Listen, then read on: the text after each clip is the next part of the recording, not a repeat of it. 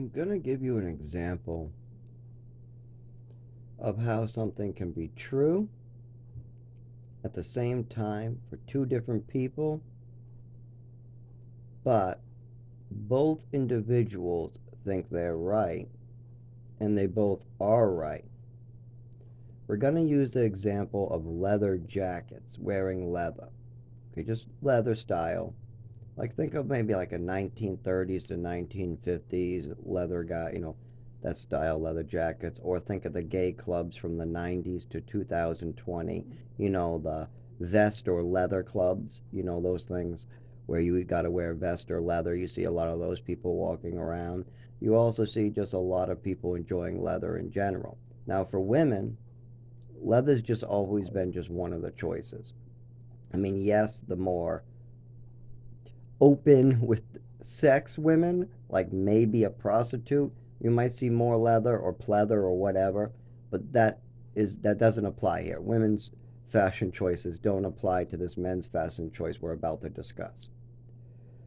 So let's say we have a 90-year-old man walking down in a regular society. We'll say we got a bunch of we got 5 kids, we got 120-year-olds, 20 to 40-year-olds, all different ages. We got some old people around in their 70s, maybe 5, 6. We got a bunch in between, and you got all these people around that grew up in, the 80s, 90s, stuff like that. You got a lot of these people from the 70s, and they might not realize, the old gentleman who's 90 wearing the leather, that the style choice of wearing a leather jacket today is mostly known as homosexual. It's part of their dress code, believe it or not. Like if you go to a homosexual bar, what they call leather lace or leather and vest, it's part of what you got to wear. Leather jackets, leather pants, leather tie. Something has to be leather. It's their dress code.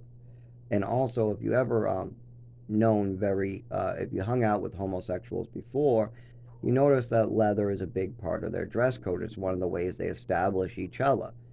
It's been like that since the 90s, where leather's the kind of like a leather hat, leather pants, leather jacket, just something leather tells you that you're homosexual to the other homosexuals. Vests are also a good one. I've heard. I don't dress these. I'm straight, but oh boy, my childhood was fucked up. Everybody thought I was gay because of my voice, my skinniness, my shakes, my neurological disorder, the way my mother spoke about me, and the way that I was moved around all the time. Nobody ever knew me. I was always in some new place every 2 years. Like the girlfriend, like I'd have girlfriends. The whole school, I would know I was straight. They would stop calling me gay. Then I'd be ripped out of there, thrown to somebody else. Thrown. Okay, now we're in Maine, no school, no doctors. Now we're in Chelmsford, nobody knows me. I got a funny voice, they call me gay.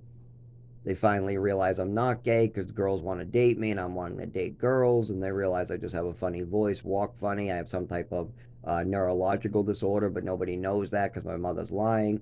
Also, there's a lot of shit going on, like pills and druggings, so nobody knows that I'm actually straight. But eventually they realize it, and as soon as I start dating, oh, nope, rip me out of there, put me where nobody knows me.